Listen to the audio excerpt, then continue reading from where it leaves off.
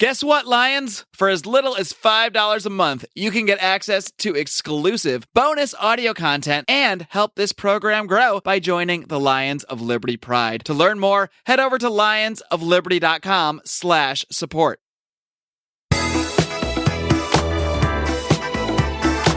Welcome to Electric Libertyland, here on the Lions of Liberty podcast, your weekly shot of culture, comedy, and liberty with your host, Brian McWilliams.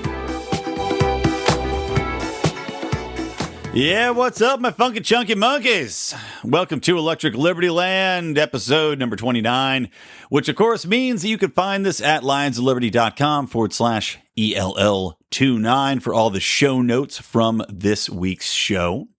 And at the top of the show, I also want to give a shout out to martinarmory.com, guys. Make sure you do check that out. They have got a fantastic selection of firearms, including pistols, shotguns. I mean, basically anything you would want, but within the top 25 guns that people like to buy.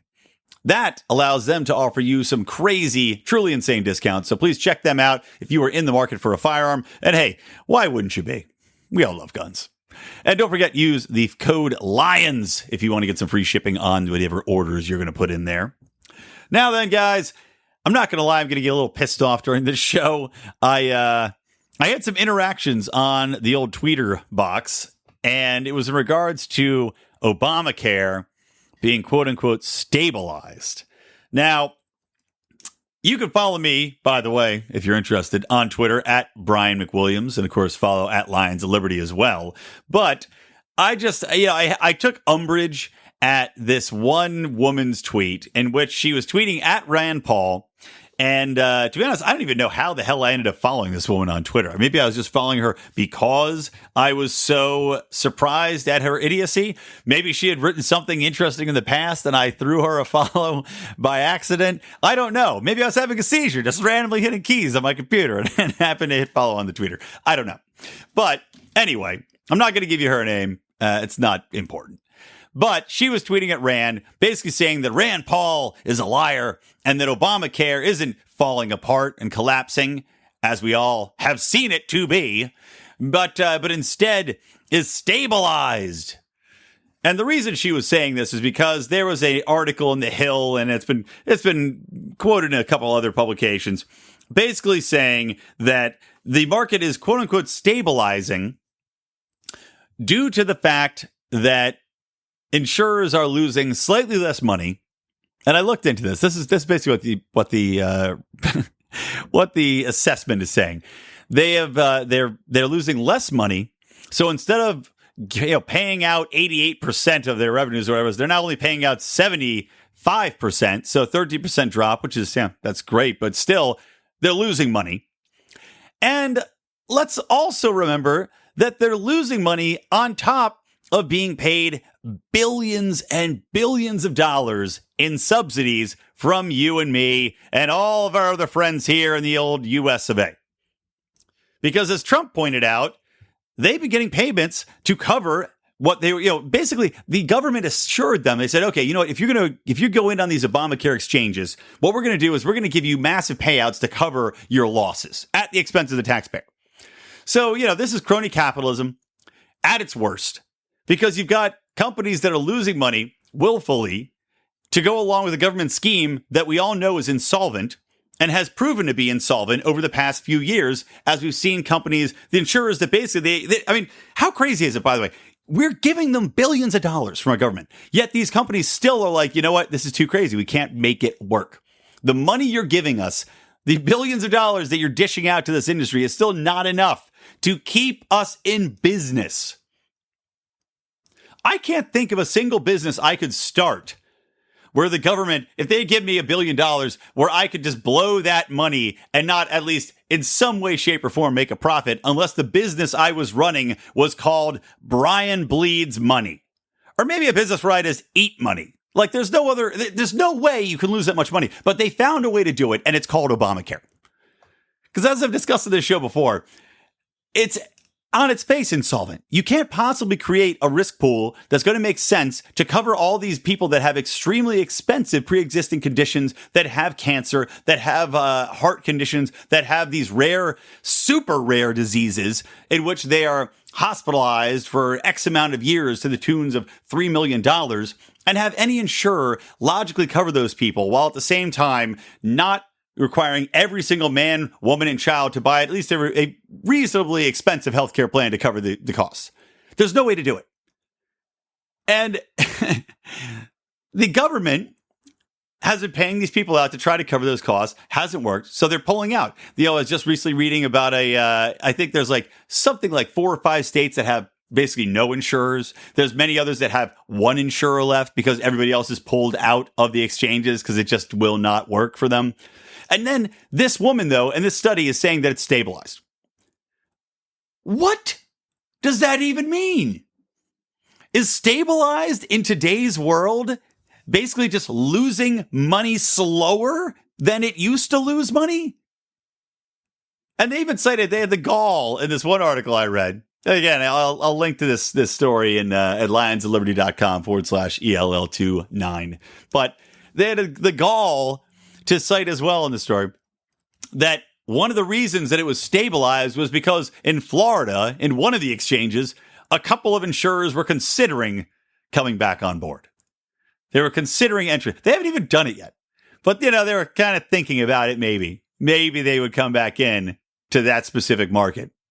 I mean, I don't understand how anybody can live in a reality wherein Obamacare makes sense. I do understand. I understand it because it's people who are completely ignorant of the basics of economics, of the basics of supply and demand, of the basics of how things actually work in a market. Even when it is so bastardized like healthcare is, there is still a basic economics in place where you cannot have people over-annexing on services and costs and money pay less than people that are under-annexing on all of those services. And that's what's happening in a lot of these cases. And for this woman, she had I swear to God, I had all these idiots retweeting and liking. She tweeted back at me, this woman, this Hill story and saying, you know what, you just don't know anything, and linking to this Hill article, which I immediately do. I mean, it took me literally opening it, scanning it, 5 seconds to respond to her and debunk it. Where were the likes? Where were the retweets on that?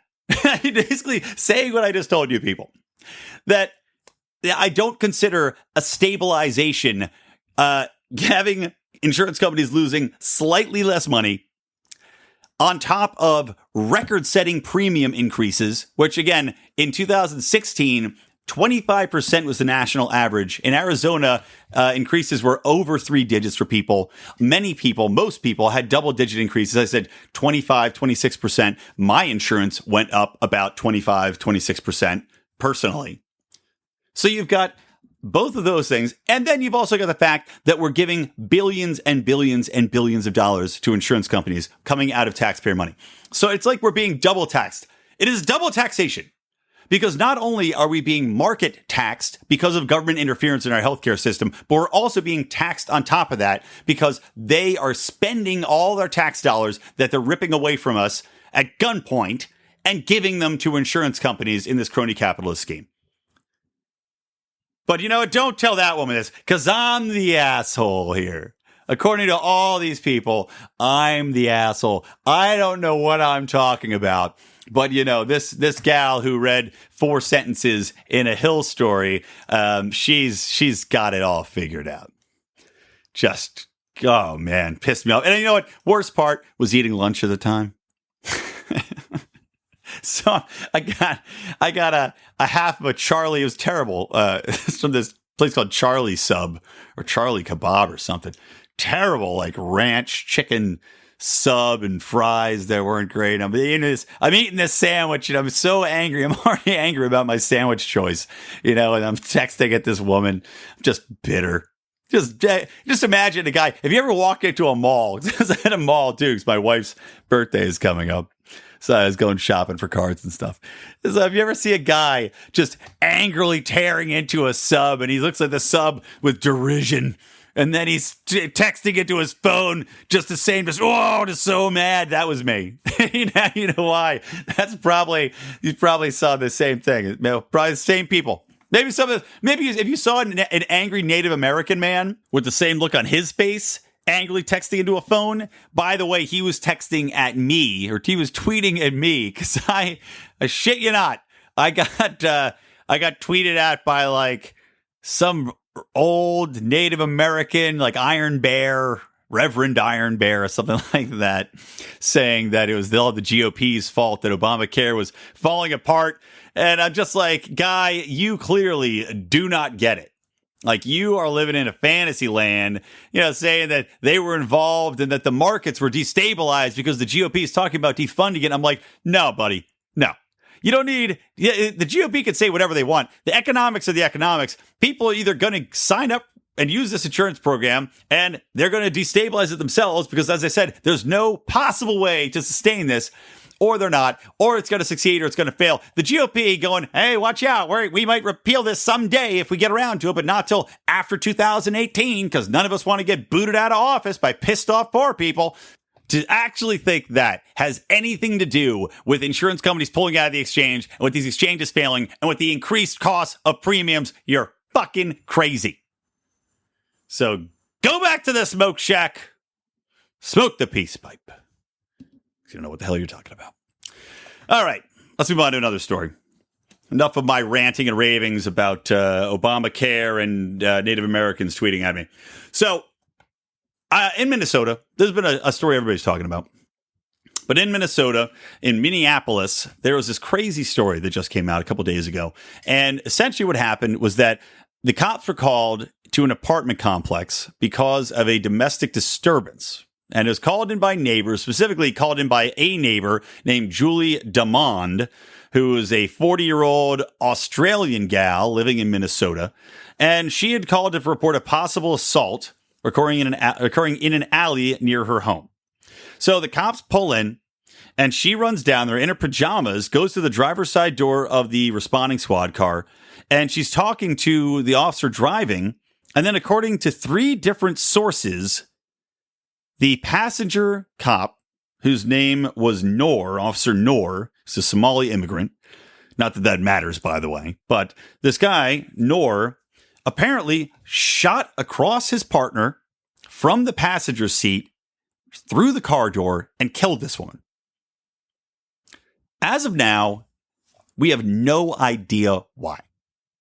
There's still been no official explanation as to why this woman was shot, as to what could have possibly caused her to be shot. I mean, again, and she was talking to him for a couple minutes. They said it wasn't like she ran down and he got scared and shot. No, she was talking to them for a couple minutes in her pajamas. And she was the one that called in this domestic disturbance report. So she's clearly not the one in the alley trying to finger bang anybody or do anything too crazy. She's there trying to explain, oh, well, something happened. It was down there. So I called you, and get shot. And again, if you're a cop, what kind of training dictates that you pull your gun out? And I don't, no matter what this woman said, and she did not have it. She was unarmed, completely unarmed at the time. I'm going to make that clear as well. Totally unarmed. That you pull out your gun and shoot it across your partner to kill this woman. I mean, I've been noodling it. The only thing I can think of is that maybe it's something where he was cleaning it ahead of time when she came up and it accidentally went off. But even then, why is your gun not holstered in the car? Like, why is your gun just out? Did he take it out when they pulled into the alleyway and then accidentally shot her? I mean, none of it makes sense. And here's the cherry on top of this Sunday. You're required to wear body cameras, by the way. The cops in this city required to both wear body cameras, yet both body cameras are turned off at the time. So clearly very effective if the body cameras are turned off, right? So there's no body camera footage to show us what happened either. I mean, I don't really know what else to add to this situation. I don't know what other insight I could give. There just aren't enough facts out right now, other than to say that no matter what the scenario here, it seems like there's a training breakdown. Again, this is just like the Philander Castile thing, where officers are reacting with an unnecessary amount of force because they're clearly unable to handle situations. Now, again, I don't know what happened here, but this is an inexcusable circumstance. There's no way this should have happened. It should be impossible to have something like this occur. So anyway, something to monitor as we move forward. We'll see how this works out. All right, next story I want to get to, guys. Let's talk about something that is a little bit, it's not even lighthearted, but it's a little bit goofy. So it's slightly upbeat. But I do want to talk about PETA. And this story was shared in our forum. And I'm not going to give a shout out to the guy because I don't know if he wants that or not. But it was shared in our Lions of Liberty forum, which guys you can go and find. Go to Facebook, type in Lions of Liberty forum. It'll pop right up. If you're not too nutty, we will let you in. And just remember, compose yourself, handle yourself with decor in there, please. But the story is posted wherein PETA has essentially ruined a photographer's life. Why, you might ask? What is he doing? What did he go and slay a snow leopard and wear its fur around in Central Park, proclaiming himself to be king of the Neanderthals? No, nothing like that. No animal abuse occurred. He didn't even eat a blade of grass that had displaced a moon bat or anything like that. What ended up happening in this story was that a guy took a trip to Indonesia, photographer. He figured out by interacting with the monkeys for a fairly good length of time, spent some time with these native monkeys in the forest, and taught them how to use the camera to take selfies. So what they would do is he would go away, he'd watch it remotely via a wireless connection, and the monkeys would play with the camera. He taught them how to take a picture, keep their eyes open, press the shutter button. So they started doing it. They started making these really fun, funny, interesting monkey selfies. And they got big pickup. They got picked up at a couple of different news sites. Wikipedia picked it up. And the guys, wrote to Wikipedia and saying, hey, by the way, I have copyright on these photos.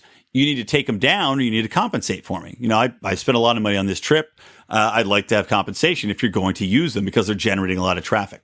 So Wikipedia responded that they weren't going to take them down because they felt that it was the monkey that took the picture and the monkey had copyright.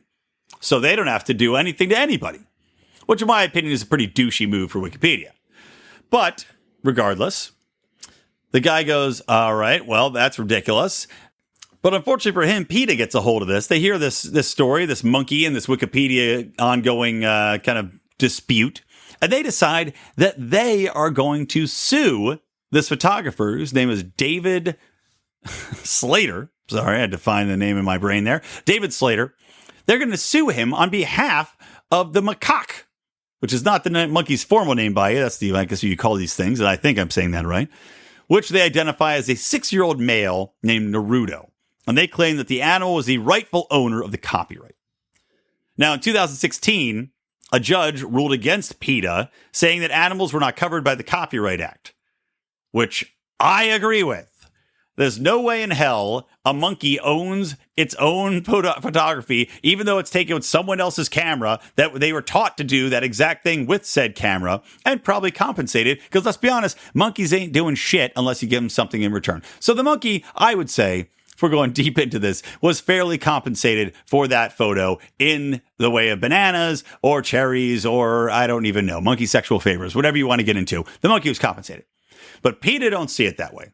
So instead of just saying, okay, well, this is ridiculous. We already lost the court once. We already have spent a lot of money on this completely moronic lawsuit. They have decided to appeal to the Ninth Circuit Court, which heard oral arguments last Wednesday. Now, if you're familiar with the Ninth Circuit Court, they are notoriously known as the most liberal / progressive / asshole justice ignoring, biased pieces of dog shit that have ever graced a courtroom. So this actually has a shot there. And it's no coincidence that this is where PETA is taking this case.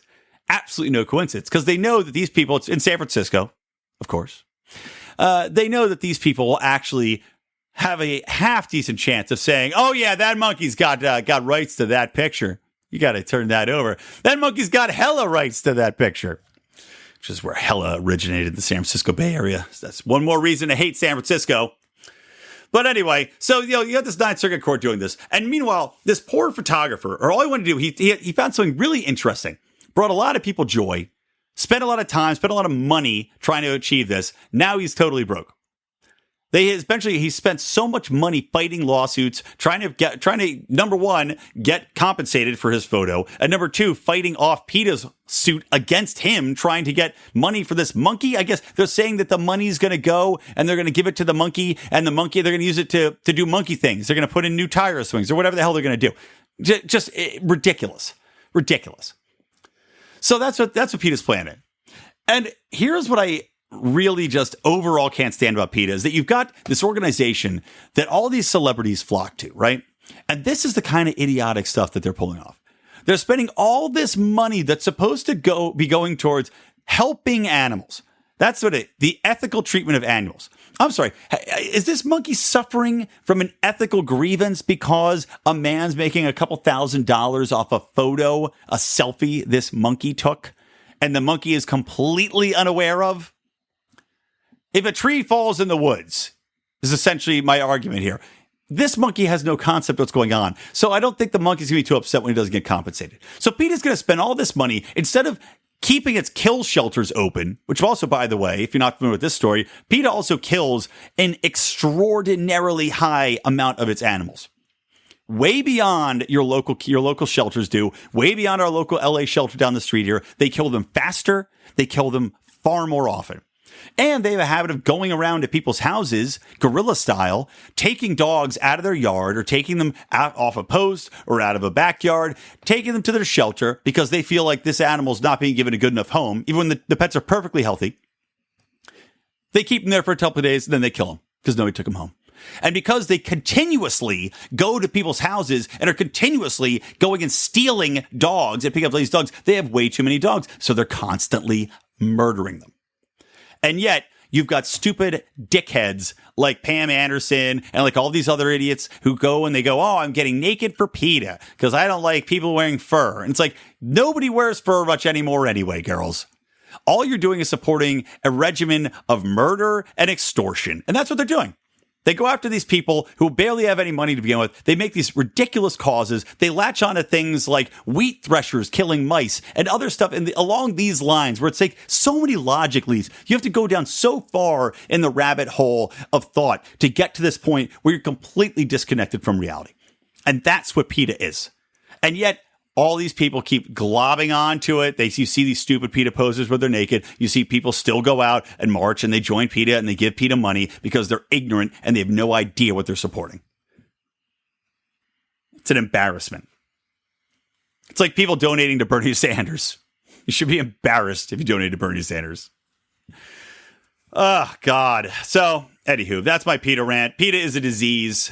They are quite literally the worst of progressive humanity, other than the Ninth Circuit Court, which also is right up there. So, again, we'll keep track of the story as it's coming. I don't know what's going to shake out. I'm praying that they dismiss this because it's so idiotic. And if this is like a landmark case. If they win this, PETA is going to continue to do this kind of dumb shit. Keep clogging up the legislation body. Keep going after people that really are just trying to have fun. And it's just like, where does it end? I'm a person that believes that animals do have rights, but that's more of a right to not be abused. That's a right to not be shot by a cop when you're in the front yard. That's a right that somebody can't cut your goddamn ears off, like a picture I saw on the internet and made me want to just go find these people and tear their skin off, rip their faces off of their heads, and then just poke my thumbs into their eyeballs. And I apologize for getting very graphic here, but this photo was so disturbing. It was quite literally two kids cut the ears off a living dog, and that was it. And then they took a photo with it. Absolutely sickening. So in regards to that, I believe that the basic rights of an animal, those do exist. That animal has a right to not be abused. And PETA is even violating that by taking these animals and then killing them. All right. I hate to toss it into our sponsor at this point, but I'm going to throw it to our sponsor right now. So hopefully you can visit martinarmory.com, get yourself a gun to defend yourself, defend your animal, defend your property in case PETA comes to steal your beloved Poochie. I firmly believe one of the most important things you can do to protect yourself and your loved ones is to own a firearm. But for a lot of people, buying a gun can be an overwhelming process. There are just so many options, and not everyone feels comfortable walking into a gun store. Well, our friends at martinarmory.com are doing their part to change that. Martin Armory was founded with a simple goal: to make buying a gun simple and affordable. Instead of carrying thousands of different guns, martinarmory.com only carries 25. This allows them to focus on providing the most popular guns on the market at insanely cheap prices. And now, for a limited time, their prices are even more insane, as martinarmory.com is offering Lions of Liberty listeners free shipping. Simply go to martinarmory.com, pick an awesome gun, and enter the promo code LIONS. Again, that's martinarmory.com. The promo code is LIONS. All right, and we're back in. Welcome. Now, coming out of break, I want to talk about California extending cap and trade. Because, like I said, it's going to be a very angry show. Everything on the show has made me very angry. So, cap and trade is one of those things that really pisses me off. Because California is taking this forerunning spot, and this is a complete ego thing, by the way, for Jerry Brown and all of the other legislators here. So they're saying, okay, well, we're going to be a real forefront. We're going to be a forerunner for global change and blah, blah, blah. We're going to go and meet with Paris, and we're going to pledge our own thing, even though Trump pulled out of the Paris Accords, which is what everybody in California sounds like, by the way, more or less. High-pitched voices, very whiny. So cap and trade, they extend this ridiculous law wherein they cap the amount of emissions that you're supposed to be able to emit as a quote unquote polluter. And remember, by the way, California has a lot of oil industry here too, which is funny because there's all sorts of exemptions and crony capitalism built into this, which the progressives don't like to know about. They don't like to see these things, but it's built in there. So they're precious, they're precious little funds that they like to go after, the solar and the wind farms and all these other little pet projects, funding a new bus for the kids, a new electric bus for the local school district. That crap all gets paid for because cap and trade gives loopholes to the oil companies, but goes after other people that they say are polluting, like the smaller industries, which then pass it along directly to consumers like you and me. So essentially, cap and trade has existed here for a little while, and it was set to expire in 2020. At the current levels, cap and trade charges companies $20 per ton of carbon, essentially. And that ranges up to $30 at some point, too. But under this new cap and trade legislation, they are going to increase that amount. So now it's something like, I think it stays at 30, but then by the end of this, whatever the term limit is, next 10, 15 years, I think it's maybe 2030, they extended it to another 10 years, but it's going up to $120 per ton of carbon. Now, remember, this is already in a state that is the most unaffordable as far as housing in the entire country. We have the highest average cost for housing at $500,000 average for a house in this state. To a point where there's all sorts of articles finally being written about it, about the crisis that's been going on with housing in California. And thank God, people are actually starting to pay attention to the fact that it's caused by government interference, that it's caused by local governments getting in the way of buildings, that it's caused by federal and state governments getting in the way and requiring people to put in low-income housing units, which then deter, people don't want to build those because they say, well, why would I build this here when I have to put in low-income housing and I'm going to lose 30% of my apartment space that I'm creating here? Instead, I'm going to build it somewhere else. And that's on top of the environmental restrictions and the regulations there and all the different bills and all the different permits and all the red tape that exists, which basically makes building in Los Angeles or California as a whole very difficult, and people don't want to do it. So we've got a big housing crisis here. And that's on top of, by the way, the fact that we also have incredibly high taxes here.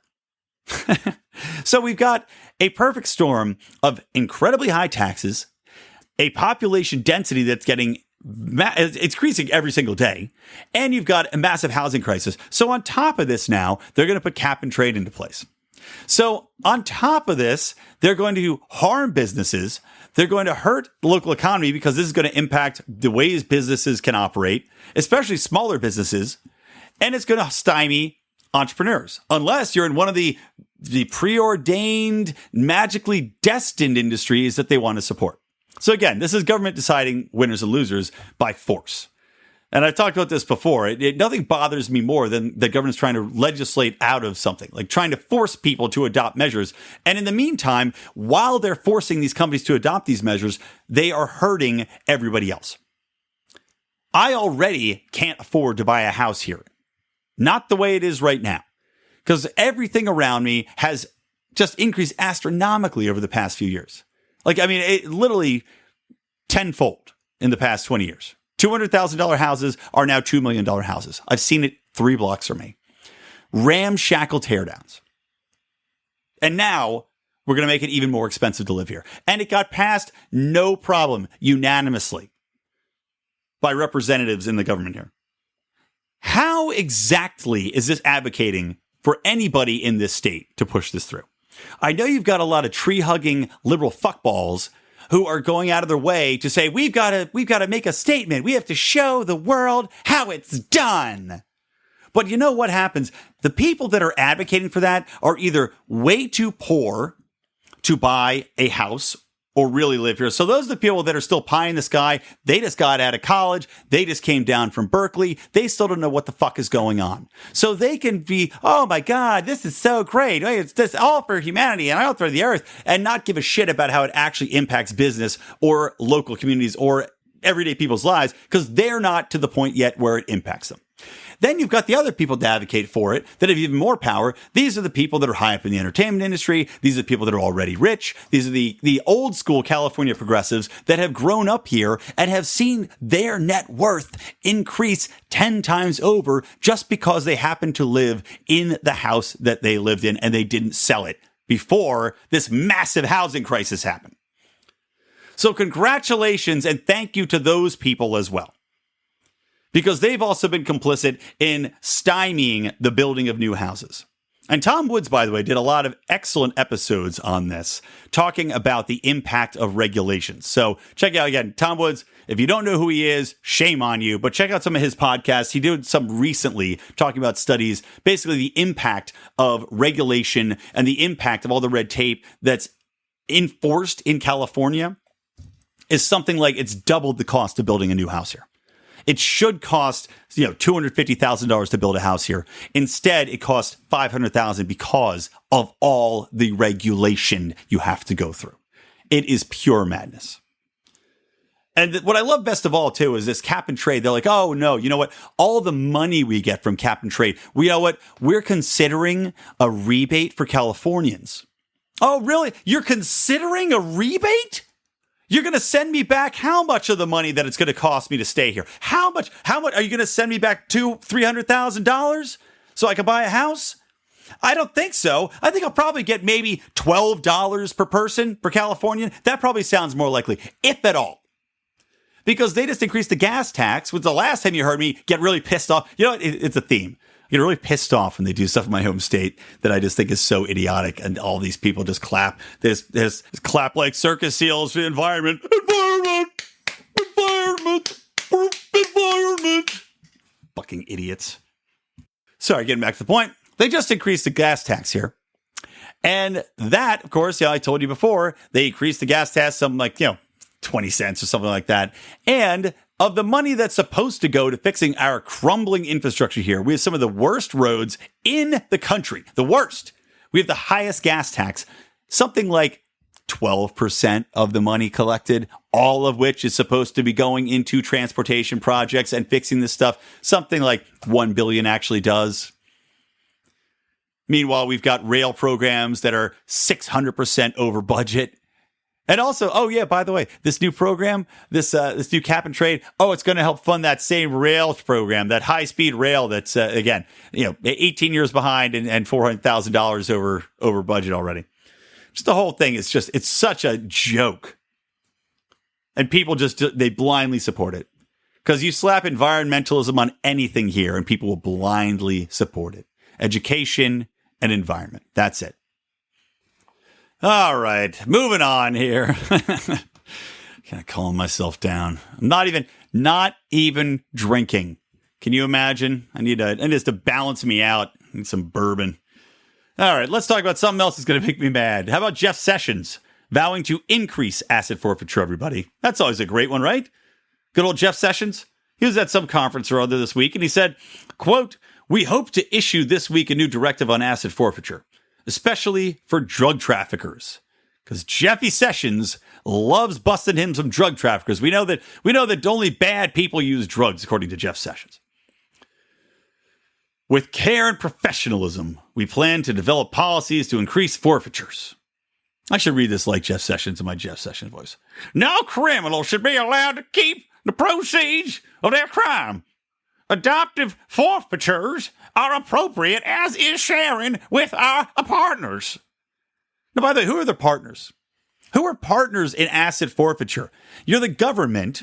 Okay, so you're saying that you're going to share with your partners. So on a governmental level, on a federal level, you want to take a lot more of people's money. You want to really crack down and take all of people's possessions away before there's any evidence and then not give it back, which is what happens, by the way. And you want to share that with your partners. What a nice guy. I mean, goddamn, thanks, Jeff. What a sweetheart. How do I sign up to get some of that forfeiture money? I'm sure that's handed out on street corners. Now, asset forfeiture has long been a pet peeve of mine. We've seen a lot more states push back against it, especially after this Washington Post piece, which, by the way, I'm going to give around to the Washington Post. Apparently in 2014, they weren't as terrible as a paper, because there's a story coming up that's going to knock your socks off. But the Washington Post did an investigative series that found that warrantless police seizures of cash through the Equitable Sharing Program since 9/11 have hauled in $2.5 billion. $2.5 billion since 2014. And again, this is money that's associated with quote-unquote crimes, most of which were never proven. It's just that they think you committed a crime, so they freeze and seize. And then it's up to you as an individual to go to court and try to get your money back. And you know what happens a lot of the time when you try to do that? The government makes you a deal. And they say, okay, well, you know what? You don't want to go to court and spend all your money, so we'll make you a deal. And we'll give you half your money back, and we'll keep half. And then, you'll probably make out in the end because you don't have to pay court fees. I mean, it is just crazy. It is a racket. Excuse me. So Jeff Sessions, by the way, so this is what he's doing. And now, again, like I said, a lot of states have rolled this back. A lot of states have already seen that this is a unbelievably immoral and unconstitutional practice. This is search and seizure. This is like against the Fourth Amendment. Unbelievable. But Jeff Sessions doesn't seem to want to acknowledge that. 24 states have rolled this back so far, including Arizona, Minnesota recently, basically saying that they have to have a conviction of a crime in order to keep that money. So good job to those local legislators. They're doing their job. But again, Jeff Sessions could give zero shits about the way that the world is moving. This is exactly like with marijuana, where you've got all of these states and all of these cities, and the mass amount of the populace, over 60% of the American populace, says decriminalize and legalize marijuana.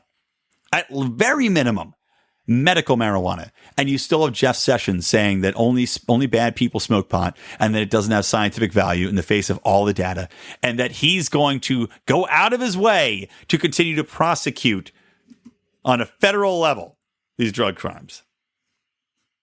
I mean, where is Jeff Sessions? Where does his brain live in a different time than the rest of our brains?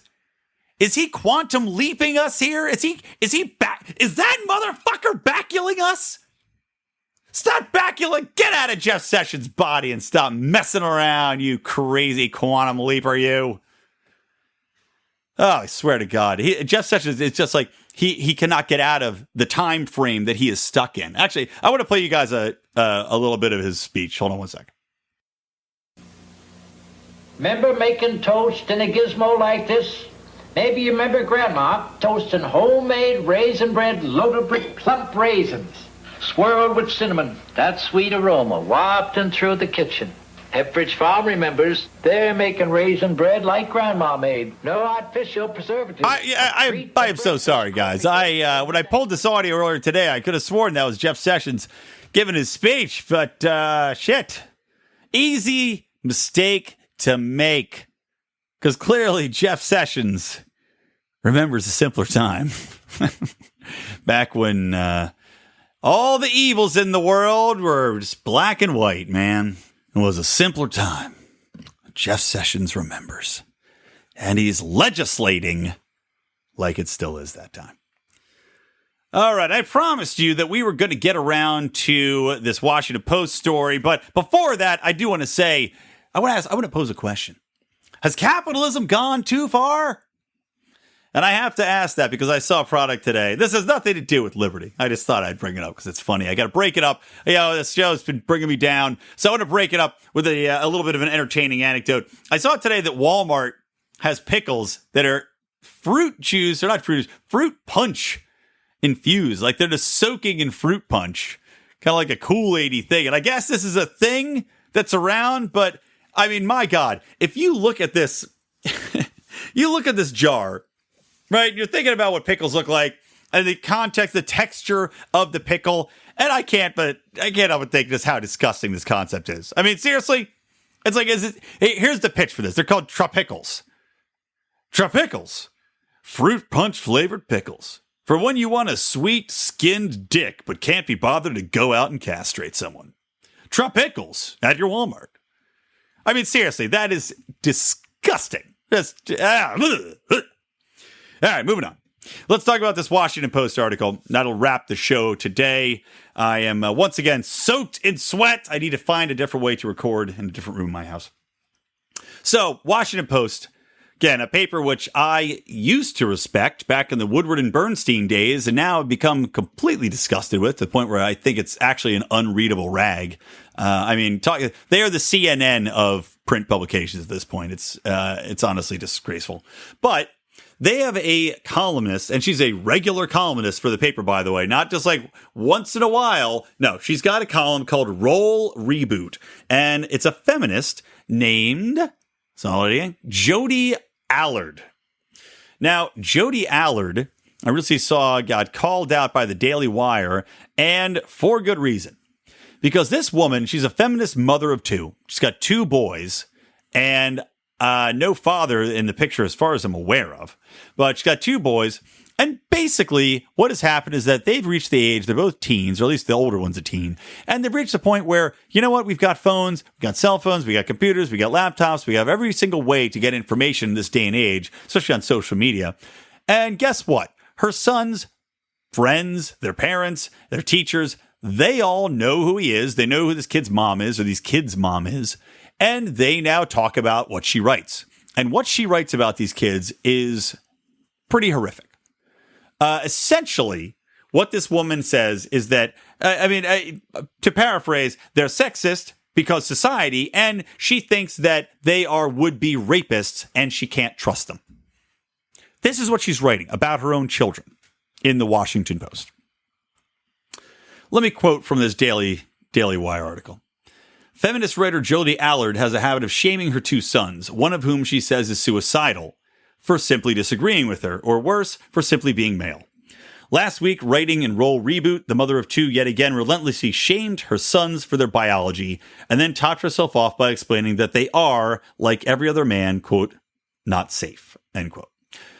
So, again, this woman has a Washington Post article wherein she writes about her teenage sons being not safe, being potential rapists, and being scared of them. Because, again, why? Simply because they're men. Now, I read a little bit of these essays, and Washington Post has now stopped me from reading their articles. Because I click just to see what these crazy stories are half the time, and they've got a paywall up, and I refuse to pay. So I'm not going to read it. But there were some quotes and some excerpts that I was able to see from this story, and some of the little bits I was able to read before the paywall went up were things that include that her two boys are, quote, immune to rape culture. Apparently, that was the title of her article, which gave me pause because I don't understand how you can be immune to rape culture as two boys that are raised by a feminist mother, growing up in an overbearing feminist household, and being indoctrinated into the cult of feminism by this woman. I mean, really, where are they going to turn? I'm sure she's not subtle about it. I'm sure it's not like give them a kiss on the forehead and whisper, hey, women have value into their ears before they go to sleep. I'm sure it's an ongoing constant barrage against them and telling them in every shape and form how they suck, why men suck, why women are devalued, why women should be this, why women deserve that. And meanwhile, you know what? Shockingly, what do you think happened? Oh, wow. Her son started to look for other news sources and started to look for other places online where he would feel as though he had value because his mother, the woman who's supposed to take care of him, nurture him, she's been degrading this kid to his face and in print his entire life. But no, she's upset because here's what she says. After she wrote this essay about them being immune to rape culture and how she's not comfortable being in relationships with even her own sons. Quote, my essay went semi-viral. And for the first time, my sons encountered my words about them on their friends' phones, their teachers' computers, and even overheard them discussed by strangers on a crowded metro bus. It was one thing to agree to be written about in relative obscurity, but quite another thing to have my words intrude on their daily lives, she explains. And by the way, I love how the kids are like, hey, do you care if I write about you kids? I mean, I'm sure, what are the kids going to say? No. They trust their mother like idiots. You idiots. Don't trust your mom. What are you, stupid? So they trust their mother only to be stabbed in the back. And I'm sure these kids have been reading far more than the one time her article went viral. You're in the Washington Post. Are you kidding me? Millions of people read it. Millions of people share it. Who are you kidding? So yeah, oh yes, now I'm sure they are pretty upset when you write these horrible things about them and they find out about them because everybody knows. So here's what she says too, right on, right? This part's fantastic and I bolded some of it because it's extra super good. One of my sons was hurt by my words, although he's never told me so. He doesn't understand why I lumped him and his brother together in my essay. He sees himself as the good one. The one who is sensitive and thoughtful and who listens instead of reacts. And here, the rest of this is all bolded. He doesn't understand that even quiet misogyny is misogyny. And that not all sexists sound like Twitter trolls. He is angry at me now, though he won't admit that either. And his anger led him to conservative websites and YouTube channels, places where he could surround himself with righteous indignation against feminists and tell himself, it's ungrateful women like me who are the problem. You know what? He's right. You are the problem. How? I mean, this is okay. Sorry. Before I go off of my ending rant here, I've got one more quote from her.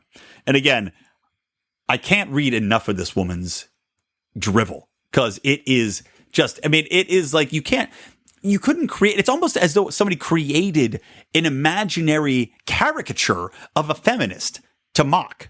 That's what this woman is. I mean, I may go through the paywall of the Washington Post just to read this because it is almost satire. It is satire of itself. This woman has so little self-awareness that she is self-satirizing without knowing it. So to finish up, it pains me to say that I don't feel emotionally safe with men or her sons, and perhaps never have with a man. But it needs to be said because far too often we're afraid to say it. This is not a reflection of something broken or damaged in me. It's a reflection of the systems we build and our boys absorb. Those little boys grow into men who know the value of women, the value that's been ascribed to us by a broken system. And it seeps out of them in a million tiny, toxic ways. So she's saying her little kids are seeping toxic masculinity at her all the time because society's told them so. Never mind that we live now in a society that is more liberal than ever, that we're living in a society that is more women-friendly than ever. That you're constantly, from every side, you're constantly barraged by a pro-feminist angle, no matter what you do. And if people like Lacey Green or the woman who did the Red Pill documentary have the gall to say, hold on, there's another angle to this, there's another side that's not really fair and being underrepresented, then they are torn to shreds. You're not allowed to even think to go against the narrative. And this woman contends that her kids, raised by a crazy feminist mother, are absorbing and seeping toxic manhood in a million little ways, and it's destroying her, and she can't trust her own sons? Holy shit. Help me, I can't love my children because I project my own warped worldview on them, and I've in turn ruined them. I mean, God, this is a self-fulfilling prophecy this chick's putting in place. Seriously. You talk about the guys who are going to grow up to be murder rapists. These are who are going to grow up to do that. They are Norman Bates. They have been raised by an insane person to hate women because their entire childhood they will have been told that they are garbage, that they are demons, that they are evil and wrong because they were born with a dick. Get me Alfred Hitchcock on the phone, somebody, because I got me $1 million idea. That will do it for today, everybody. Thank you so much for joining us here on Electric Libertyland, guys. And by the way, we did an awesome show with Dave Smith, a part of the problem. I'm sure a lot of you guys are familiar with him. If you're not, Dave is a stand-up comic. He's got a great special coming out soon called Libertas. And he has a fantastic podcast. Really, I mean, the guy knows his stuff, and he is able to communicate really well. Like, he breaks it down in a way that you can really understand. He's got a great grasp of the issues and is passionate about libertarianism. So we did a Libertarians in Living Rooms Drinking Liquor, one of our favorites, wherein... I'm not going to lie, I got really drunk during it. But we did a great show with him. So check that out. That was Monday's show this week. And we did a bonus for our Pride members, wherein we did some special Q&A from our forum members and some of the members from our Pride for about another 20 minutes with Dave, which is a lot of fun. So, guys, check that out. Again, remember to join the Pride. And remember, we do have Electric Libertyland t-shirts now. Awesome. They're from Dan Smots, our favorite designer and our friend in podcasting from the System is Down podcast. Check those out at lionsofliberty.store, guys. They are the Campbell's tits. And don't forget to follow us on social media, me at Brian McWilliams, at Lions of Liberty. Please give us an iTunes review, guys. Very important. And we're doing a giveaway right now. Yes, Johnny Rocket and the Johnny Rocket Pod, they have got the Liberty Force comic books, and we've got some copies, folks. So we're giving those out to people. We're going to do a drawing from people that give us an iTunes review, share the podcast, help us grow this show. So, guys, please do share the show. All right. Peace out, yo. From me, Brian McWilliams, from Lions of Liberty, from Electric Libertyland. Always stay plugged in to Liberty.